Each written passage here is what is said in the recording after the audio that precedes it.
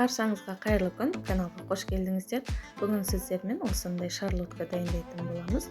Барлық ингредиенттерді экранда жазып өттім, описаниеда жазып қалдыратын боламын. Ал ендеше жұмысымызды бастаймыз. Ыдысқа жұмыртқа мен қантты салып, қант еріп кеткенге дейін венчикпен осылайша 2-3 есе ұлғайтып аламыз. Мына видеода көріп тұрғандарыңыздай. Сары майды микроволновкада ерітіп, жылы күйінде қосатын боламыз. Ыстық күйінде қосып жібермеңіздер. Енді сүт тоже бөлме температурасында. Соны да ескере кетеміз. Енді ұнымызды қосамыз. Ұн міндетті түрде електен өткен, кислородқа тойынған болу керек. Оны да ұмытпаймыз.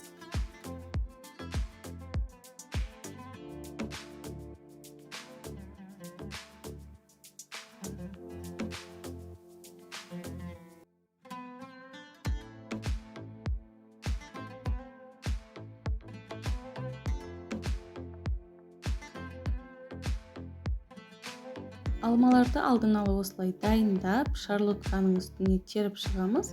Мен осылай істедім. Сіздер қалауларыңызға қарай алманы қоймасаңыздар да болады. Пирогтың дайын болғанын міндетті түрде шпажкамен тексеріп аламыз. Суығаннан кейін ғана форманы шешіп, осылай үстіне сахарный пудра себеміз. Шарлотка пирогымыз да дайын.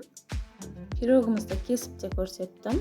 Дәмі өте керемет. Осы рецептпен дайындап көріңіздер. Каналға тіркеліп, лайк басуды ұмытпаймыз. Келесі видеоға дейін сау болыңыздар.